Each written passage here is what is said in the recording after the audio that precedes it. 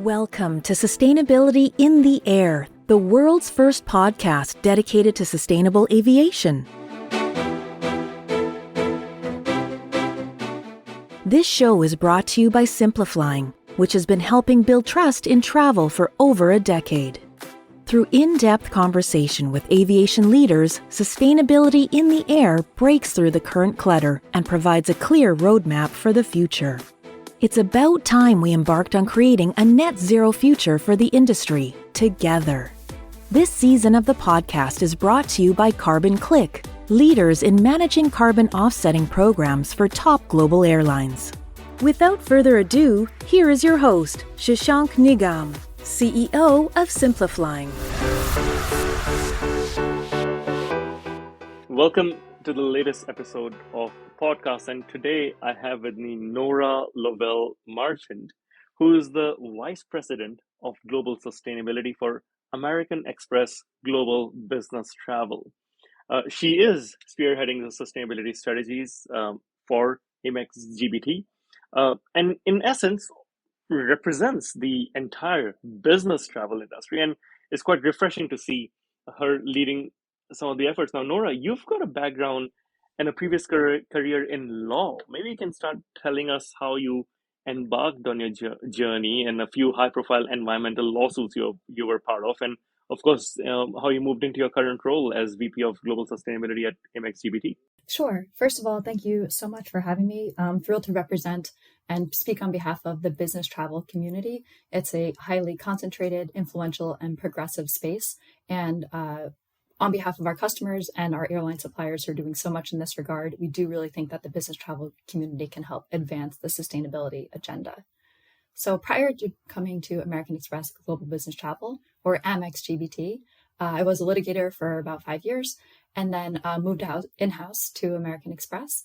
I practiced, as a specialty, some environmental law, worked for the Natural Resources Defense Council as a law clerk and for the U.S. Attorney's Office, Southern District of California in the Environmental Crimes Division. So it's a space that I'm quite passionate about, and I'm thrilled to bring this as a business model to Amex GBT. Wow, so you used to sue businesses for environmental fraud for a living, is that right?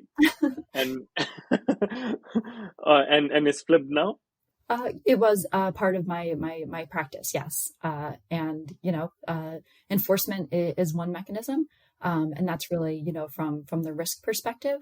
But what's most exciting, I think, about sustainability, particularly in the travel space, is the opportunity that is ahead for businesses to really capitalize upon this and build this into their business models on a go-forward basis, because the world is really in a time of transition.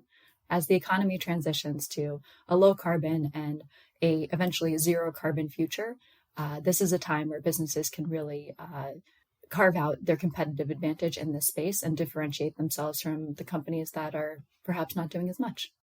Indeed, I think it is a time of transition and changes when companies can rise by practicing or leading that change. Now, the industry, of course, gets significant income from corporate travel or business travel. I remember pre-pandemic that Apple was spending $150 million a year on tickets with United, including 50 business class seats to Shanghai every single day. I'm not sure if still that's the case. But this obviously gives corporates a significant amount of leverage when it comes to business travel. And you obviously represent a lot of these companies through Amex GBT. Tell us a little about what corporate market should be doing to help airlines accelerate their push towards net zero, and how are you helping them? Yeah, absolutely. The business travel community is a $1.4 trillion industry. And specifically, the managed business travel sector is approximately $330 billion industry. So it's a somewhat invisible industry, but incredibly impactful, and has an accelerator impact on the cities and the countries where business travel is brought to. It has a significant impact on GDP. In fact, according to WTTC, the World Travel and Tourism Council, approximately 10% of GDP is directly or indirectly tied to travel generally. So we all know the importance of travel, and business travel in particular is significant.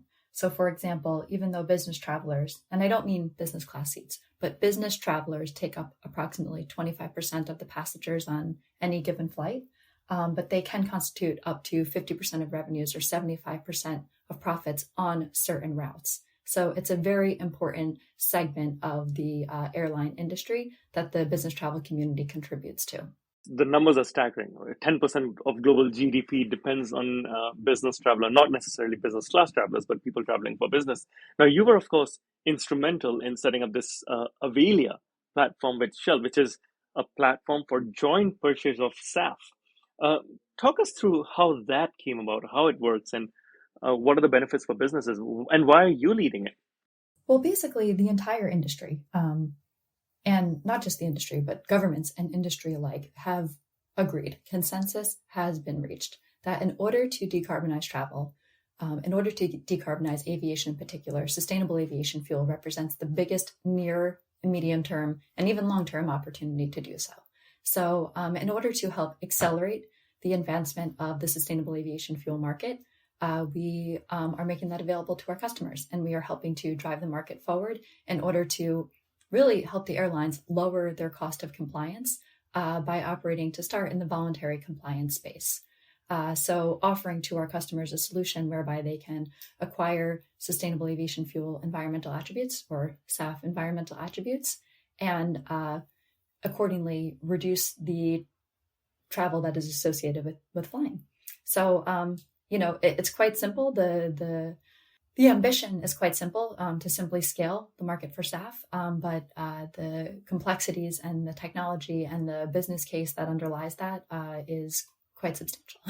Which are the brands or companies which are supporting this effort? Of course, you've partnered with Shell, but are there some large corporates that are buying SAF through this platform now? Yeah, so Avelia is really an industry solution that, again, is designed to help scale the availability of SAF for airlines and for corporate customers. And that's really just to start. But the companies that are, the founding members of this would be American Express Global Business Travel, Shell Aviation, Accenture, and the Energy Web Foundation. The Energy Web Foundation is, as you can tell from this name, a foundation, and they are dedicated to scaling the availability of blockchain technology in a sustainable manner. Some of the other partners that are part of that ecosystem, we just launched in June, so it's still quite early days, are the corporate customers that are purchasing. We have one corporate customer announced thus far, which is Aon, an insurance and risk company that is really unparalleled in the industry in terms of mitigating all kinds of risk, including climate-related risk. And there is a robust pipeline of customers that we are, in constant negotiations with, covering all industry verticals, really. So, biopharmaceuticals, bulge bracket banks, big four consulting firms, smaller law firms. It really runs the gamut, and everybody really recognizing the value of a book and claim platform to help scale the industry for SAF. That's just on the corporate side. Also, of course, the airlines, and some pretty exciting announcements will be happening within the next month. Fantastic. I'm looking forward to that. Hopefully by the time this episode is live then. Just to clarify now, for someone who's not familiar with the space, let's say a large corporate like Aon comes to this Avelia platform and buys SAF. Does that mean every single Aon employee who flies and books through Amex GBT, their flight will be covered flying SAF, or are they just buying futures? What exactly is the mechanic? So Avelia is a digital platform, a book and claim digital platform built upon blockchain technology such that the SAF can be fully auditable and traceable and trackable. So this is not some kind of theoretical future promise of an investment into SAF in the future. This is a tracing mechanism. So this means that actual SAF will be injected into the fuel infrastructure, into the airline fueling system, and then it will be combusted on an actual aircraft. And therefore, it will reduce the amount of carbon emissions that are being emitted into the atmosphere associated with flying. What everybody wants is to be sitting on a plane and they know that SAF is in the tank under their seat. But that's not actually how SAF works. And that's the beauty of SAF. SAF is a blended jet fuel. SAF is certified as jet fuel, and SAF is then blended with conventional jet fuel. So it's actually impossible to trace once it's injected into the fueling network which airplane it goes into. But the point of Avilia is the parties that are investing in sustainable aviation fuel get to claim the benefits associated with sustainable aviation fuel. So in the example you gave, Aon would be able to claim the environmental benefits associated with the SAF that they invested in.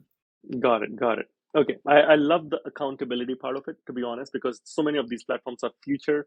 I'm planting so many trees in this mangrove in Madagascar, and it's so hard to trace and track, and transparency is key. So I really appreciate the accountability. Now, one of the big debates when it comes to corporate travel is, should there be an air miles tax or a frequent flyer tax? It's a very controversial topic, and I'm sure you're aware of the arguments that as a very small percentage of people account for most flights and hence most emissions, they should be progressively taxed the more they fly. ICCT, in fact, recently published a full report on just frequent flyer tax. What's your view on this? And indeed, any use of demand management as a tool to lower emissions, is that valid? I'd like to separate demand management from a tax. Okay. That's really in a separate bucket because according to all of the experts that have modeled this, including IATA, Eurocontrol, the big credit rating agencies who have modeled business travel, including even the Science Based Target Initiative, who has modeled what the future trajectory of the aviation sector looks like, it is a growth trajectory. So demand management, could work in some markets, in some routes. But if you think about from a equity standpoint, from a diversity, equity, and inclusion standpoint, from thinking about developed markets versus emerging markets, these emerging markets deserve to grow and deserve to have the same benefits of aviation that we have been fortunate enough to benefit from, to date. 80% of the world's population has never even been on an airplane. So for us to impose demand management is a quite elitist way, I think, to view the world. I think that carbon pricing is really interesting, and carbon pricing is closely related to a carbon tax. The question is, who is imposing the tax, right? Is it government that's imposing the tax? Is it a corporation that's imposing the tax? And the question is really, who is best positioned to do that? Who do you trust the most in order to internalize the externalities of carbon in a manner that's actually going to make a difference? So carbon pricing, I think is really interesting and potentially even attractive. And if you impose carbon pricing in your company in an effective manner, you can actually create a budget or a funding mechanism for decarbonization initiatives. So I think the word tax is a dirty word, but carbon pricing is a way that we really could help accelerate solutions for the climate crisis. Right. I appreciate you making a distinction between demand management, frequent flyer tax, and carbon pricing. Do you know of companies that are doing a good job right now of carbon pricing? A handful of companies that are very progressive and have instituted carbon pricing in an effective manner. And those carbon pricing mechanisms are there for funding decarbonization activities, true reduction activities, and then also, funding high quality, high integrity carbon offsets and nature-based solutions. So I think there is absolutely a right way to do this. And I hope that more companies are doing this. And this is something that we are embarking upon, and just not only for our own, but scaling that impact. So creating a mechanism whereby our clients can institute carbon pricing and therefore invest those funds into decarbonization initiatives for their own travel, and also, for broader initiatives within their company. So really elevating the positioning of the travel manager and the procurement function, and linking hands with the chief sustainability officer in their company and creating solutions. Yeah, absolutely. And I think it's a nascent field in which a few companies are doing well. I had a previous guest on the show, Dan Rutherford from ICCT, who made a very interesting parallel that when you board a plane, you turn right in economy and it's like driving a hybrid. But if you turn left into business, it's like driving a Hummer. What's your view on this? Because I'm guessing a lot of Amex GBT customers travel in the premium cabin. Is it environmentally responsible to still fly business class? I like that analogy, and I do really value the work that ICCT does. I also think that we all need to seismically and systemically change everything. The way that our economy and the way that our society is structured, which is based upon fossil fuels. And we need to change that because ultimately, us thinking about our little carbon footprint, yes, it matters, in the aggregate, it certainly matters, but we actually need to fundamentally fix the problem. And the problem is that our economy and our society is structured around fossil fuels. So let's fix that. Let's transform that. And let's invest in decarbonization solutions like sustainable aviation fuel, like advanced propulsion technologies, hybrid electric hydrogen propulsion aircraft. And outside of the aviation space, I mean, it's relatively simple, but it's so hard to accomplish. And that means decarbonize the grid and electrify everything. So the conversation really needs to go beyond aviation to take into account the entire energy transition that is underway. So yes, personal decisions matter, but we also have to think bigger picture and how do we actually fix the underlying problem. No, that's fair enough, to have a more holistic view of this rather than just isolating one aspect of the issue. If I could just add to that, the sad truth is, no matter how much, some of us care, there's always going to be people that actually don't care. So that's why we have to fix the system, because we can't, austerity our way into a solution. We actually just have to make good easy and make good economically practicable and make sense. That's the only way. Right. One of the key things, of course, around this is tracking your own travel, right? Whether you do it. And I'm curious, just for you personally, you travel a lot. Do you track your own carbon footprint? Do you offset your own flights? Yes, the answer is yes, but I would encourage everyone to always think bigger scale. Okay. So again, your own personal carbon footprint is important, but always think bigger scale. So we've also built that into all of our systems and tools so that all employee business travel at American Express GBT is carbon neutral with respect to offsets. And now we're moving further with insets.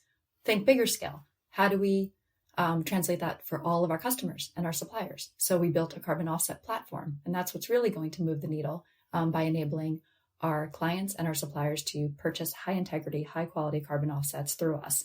Think bigger scale. That's why we are embarking upon this Avelia initiative so that our clients and our suppliers can invest in SAF. So it's never enough to just think about your personal carbon footprint or your own company's carbon footprint. You have to think bigger picture. Absolutely. I fully agree with that. And even personally, it was in 2019 when I first did my own carbon footprint analysis. I was shocked like how much flying contributes. It was skewing my carbon footprint. So I became aware. And of course, now we're working with the industry to help deal with the situation. One of the first guests I had on this second season of the podcast was actually Blake Scholl from Boom.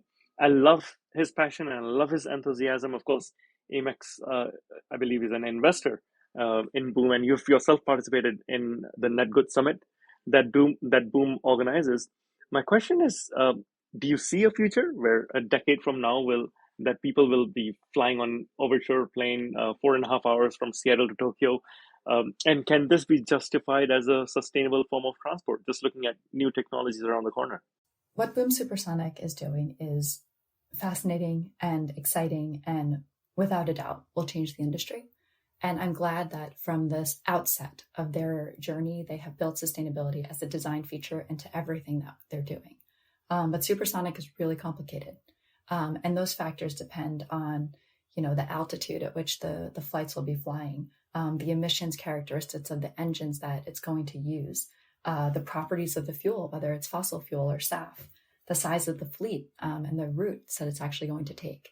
So there's so much that goes into, the environmental impact of a supersonic flight versus subsonic.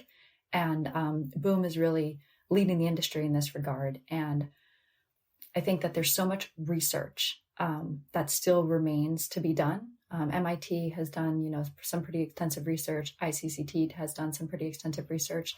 And there's a real opportunity to have more atmospheric science and more research in this regard. And built that into the end-to-end sustainability design that Boom is really leading. And listen, they have 10 years to get there. What other company do you know that, is 10 years from having their first product available to passengers or to consumers, and is really thinking about this, this critically. So there's a huge opportunity to get this right. It's also inevitable. We can't stop progress, and supersonic is going to happen. And I'm glad that Boom is taking some of these components so seriously.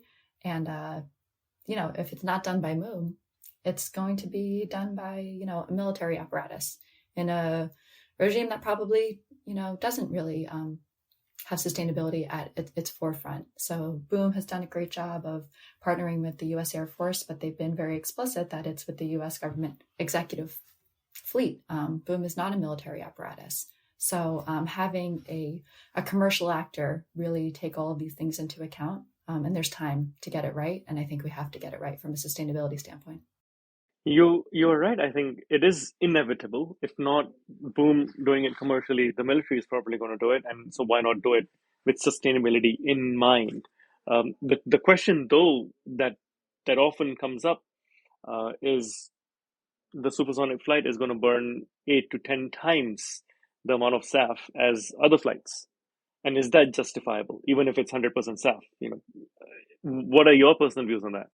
I think that goes back to the research question, because there's a lot of research that still needs to be done with respect to atmospheric science and, whether it's better to burn fuel, fossil-based fuel versus SAF in the troposphere versus the atmosphere, and whether that can have a solar geoengineering impact. So it's such early days, and why I would really encourage further research in this regard by the entire industry. Because what's so interesting about Boom is they are the OEM.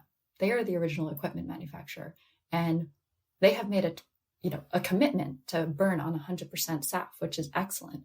But once that aircraft enters into the industry, it's going to become the issue for the airlines, the operators themselves, because it's going to be their scope on emissions. So, hopefully in the 2030 timeframe, there will be exponential growth with respect to SAF, and this can be allocated, in an equitable manner. But there's a lot that needs to happen between now and then. And I think that, again, I will say it again, research is key to all of this. And significant scaling of SAF, which Boom is doing actually an incredible job of. And I think that there's more to come in that regard.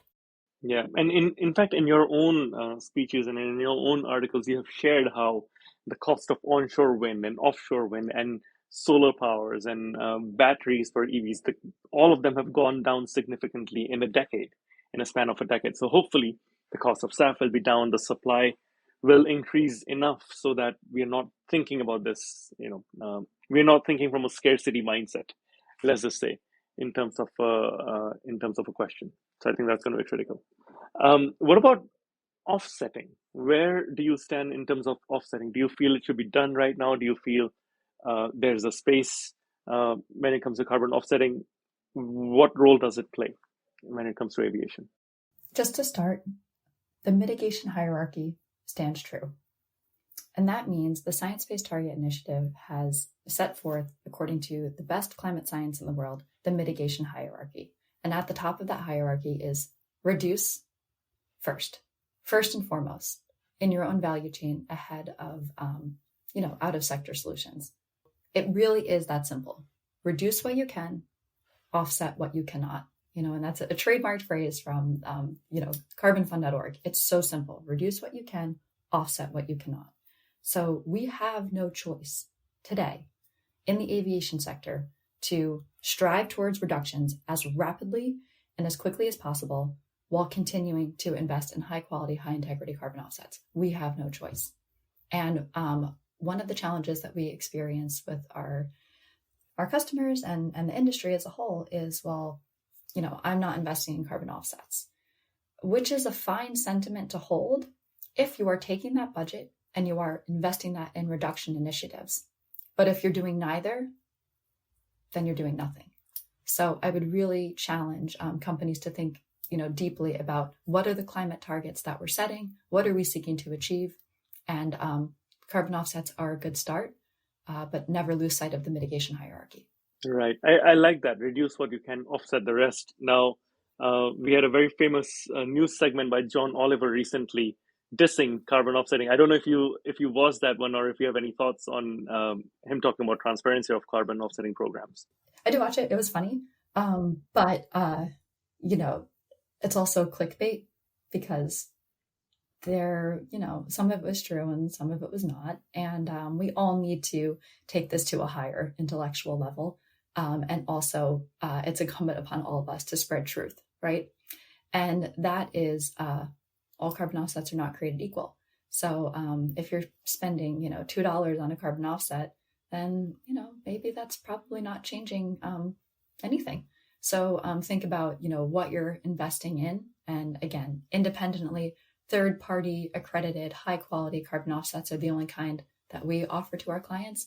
And going beyond carbon markets to like a more holistic ecosystem services view, this is beyond climate change. I think biodiversity is really, the next big sustainability topic.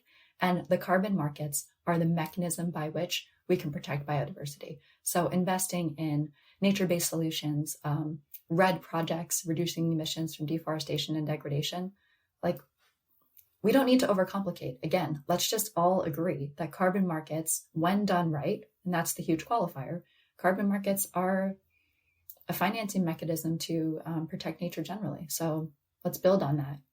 Yeah, I like your emphasis on biodiversity because that is something that has emerged in a few interviews I've done from Fiji Airways CEO conserving turtles and rare turtles in the Fiji Islands in the South Pacific to other airlines, protecting their own wildlife. Etihad planting mangroves in the deserts of UAE, for example. So you're right. That is a theme that is continually coming up, and offsets have a role to play, especially around transparency.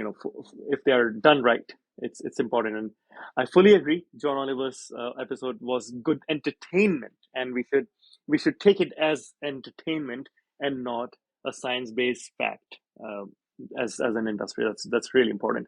And also, just to add on that, yeah. just to go back to carbon pricing for a moment. When you're walking through the airport and a bottle of water costs $15 and a carbon offset costs $2, I think we intimately understand, there's a mismatch with respect to the price that we are putting on carbon. So let's all collectively challenge the status quo. And that means investing in carbon offsets that are, worthwhile, and also taking it one step further. Let's actually invest in reduction initiatives. And that means sustainable aviation fuel for flying. Indeed, I think you're absolutely right. Now, of course, I love the fact that you have an industry platform. You're thinking bigger, holistically for the entire industry, and not just your personal carbon footprint or small short-term initiatives. Looking ahead a decade from now, let's say the early 2030s, what do you expect business travel to look like from a sustainability perspective, firstly? And then the second part of the question is, how much inroad do you expect the initiatives you are leading to have made an impact? Yeah, just jumping ahead 10 years and envisioning, with white space or green space, what we want the future of business travel to behold. I think we all understand there is no such thing as business as usual. So we need to build that from the ground up. And I hope that business as usual in a decade from now is kind of like, Amex GBT stock. You set it and you forget it and it does well. And we want to apply that same concept to the sustainability space. So what does that mean? There's, C-suites, executives who make a decision about what the decarbonization journey is for their company. They set a percentage as to how much they want to reduce emissions, how much they are going to do that for travel, and how much they invest in beyond value chain mitigation with carbon offsets.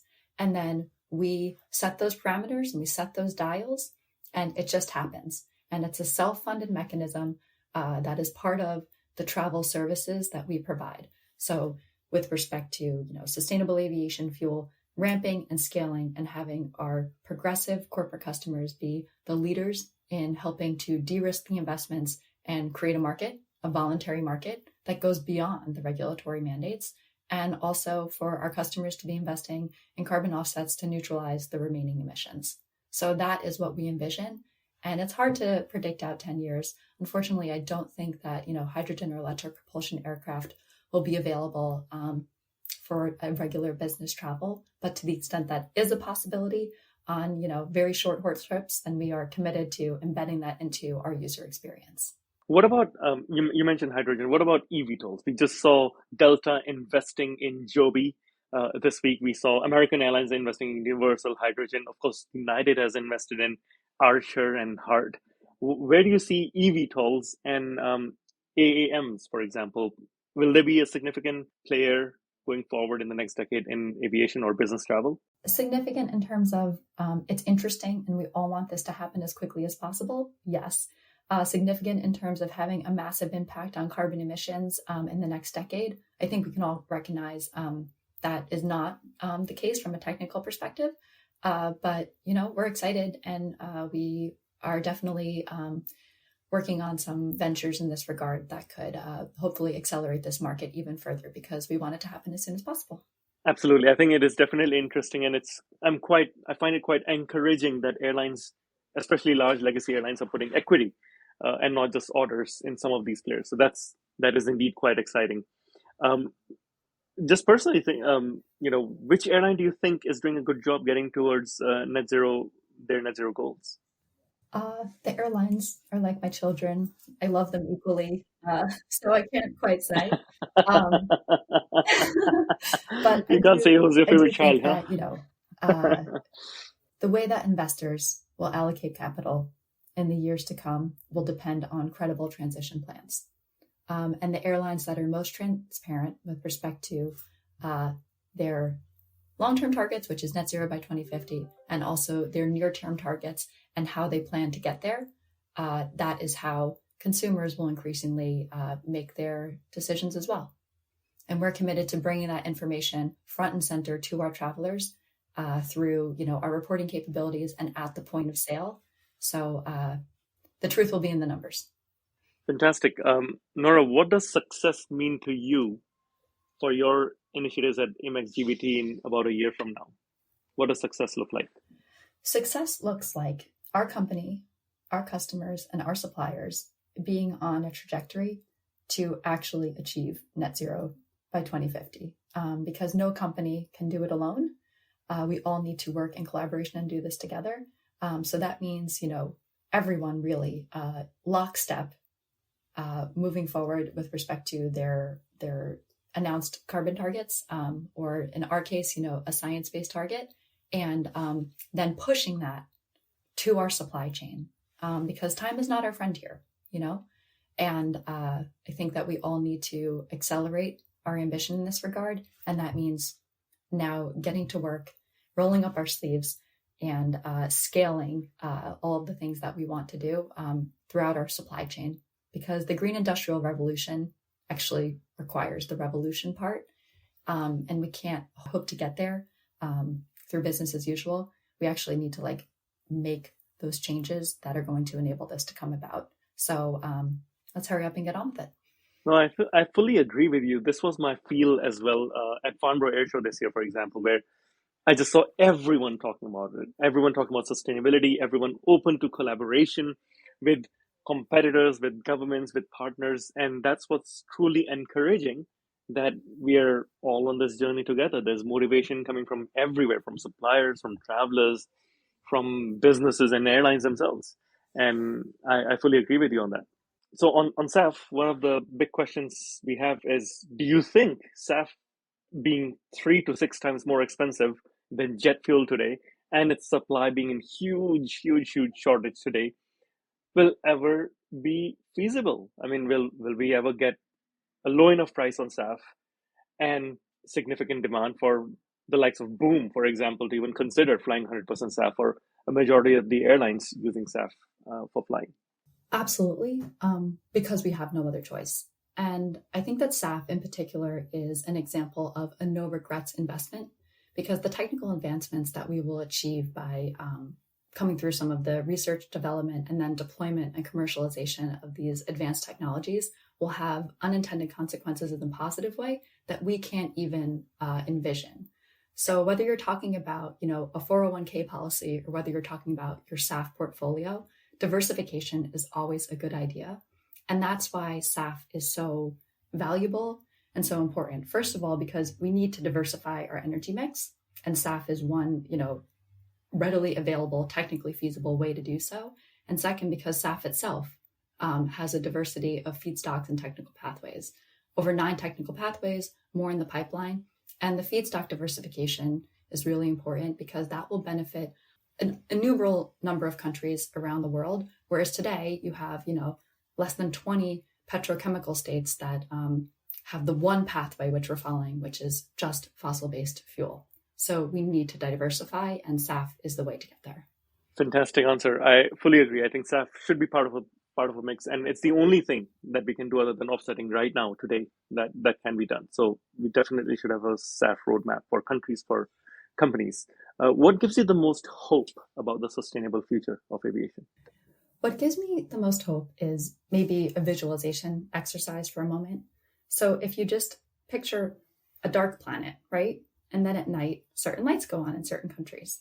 And previously, it was the European Union. The light went on with respect to their, Refuel EU's initiative. And then the light went on in the UK with their Jet Zero initiative. And then the light recently went on with the IRA, the Inflation Reduction Act, which is kind of a strange name for the biggest piece of climate legislation that ever happened in the history of the world. But the light went on, in North America. And if you kind of picture that, the lights are going on all over the world. There's 24 different policies supporting SAF in various countries around the world. And then the whole globe lit up when the ICAO passed a long-term aspirational goal to reach net zero by 2050. And government policies are so important because those are the risk decisions that companies are making. So people worry about, what if the administration changes? Well, it's baked in. At this point, the world has made a decision and this is the way it's going. And it doesn't matter if the political winds change because now it's just baked in with regulation around the world. Well, when you were doing that visualization exercise, I almost saw the starting of a Universal Studios movie with a globe globe spinning and different parts of the globe lighting until the entire globe lights up and it's glowing. And you're absolutely right. ICAO passing the LTAG and now IATA having its net zero goals for 2050. Yes, indeed, the entire world is working together. There's light. There's light at the end of the tunnel, and I'm really glad that everyone is working together. The final part of this interview, Nora, which you have not been given in your Q&A, is a rapid fire round, in which, if you're up for it, I'll ask you simple questions, and you have to reply the first thing that comes to your mind. Simple things like, what's your favorite green city, or your favorite book on sustainability? Are you up for that? Yeah, let's do it. Okay. And again, it's casual. Let's start it easy, okay? What's your favorite movie? This is so cliche, working in my space, but I will say Don't Look Up. I loved it. I thought it was so good. And yep, Don't Look Up. I think everyone should watch that. Anyone who has blinders on, absolutely highly recommend it. Good answer there. What's your favorite book, ideally on sustainability? This is not really a sustainability book, but living in Boston through the pandemic, and not to get too political, but with some recent changes, on the Supreme Court, I would have to say Handmaid's Tale, Margaret Atwood, just came a little bit too close to home in the last couple of years, I would say. Good recommendation. Thank you. Your favorite city or favorite green city, if you would prefer? My favorite city in the world is Cape Town. It's the most stunningly beautiful city. It has such a complicated history. It's just, from a sustainability standpoint, the fact that those megafauna animals still even exist and are accessible. It's just the most incredible place. It is. And I love to surf. Oh, okay. That helps. Too many sharks, but it's still great. Helps. I remember visiting Table Mountain, and I was stunned that the top of Table Mountain is its own microclimate. And a lot of species of plants and flora and fauna that exist there do not exist anywhere else, which in itself was shocking. So I fully agree. It's one of my favorite top 3 cities as well. Stunningly beautiful. Now, next question is your favorite airline. I know they all feel like your kids, but still your favorite airline. My favorite airline is, the one that doesn't exist yet.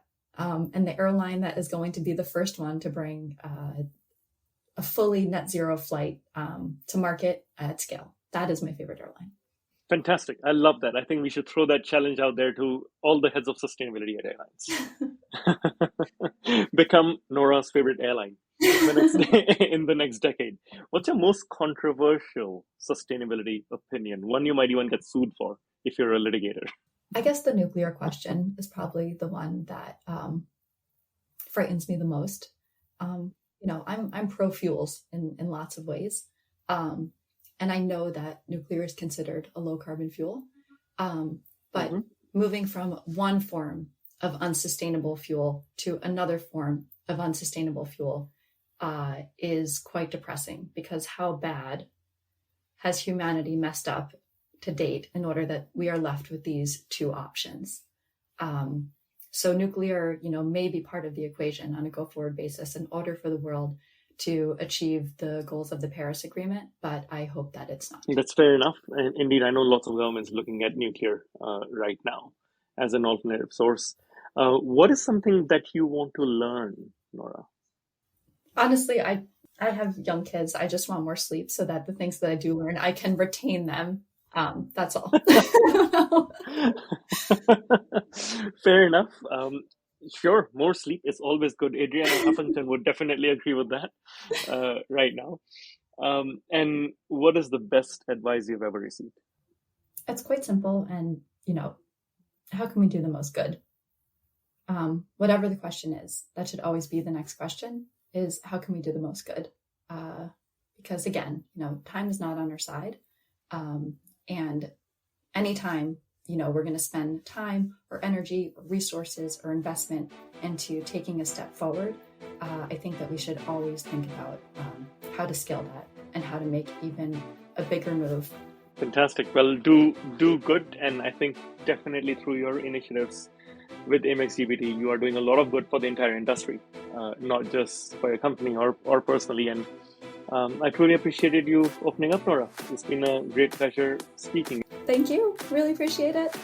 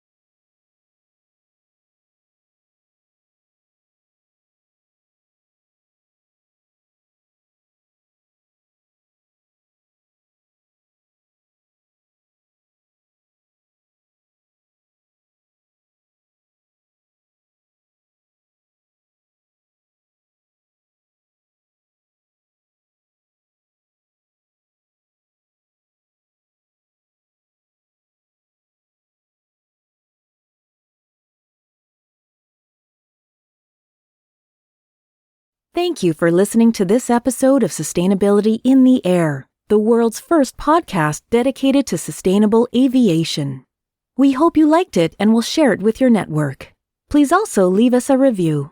Awareness is the key to a green future. Your support will help our insights on sustainable aviation reach a wider audience.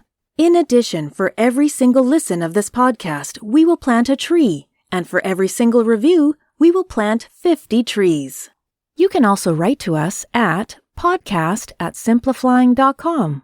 And for more content on sustainable aviation, please visit our website, simpliflying.com, and join the movement.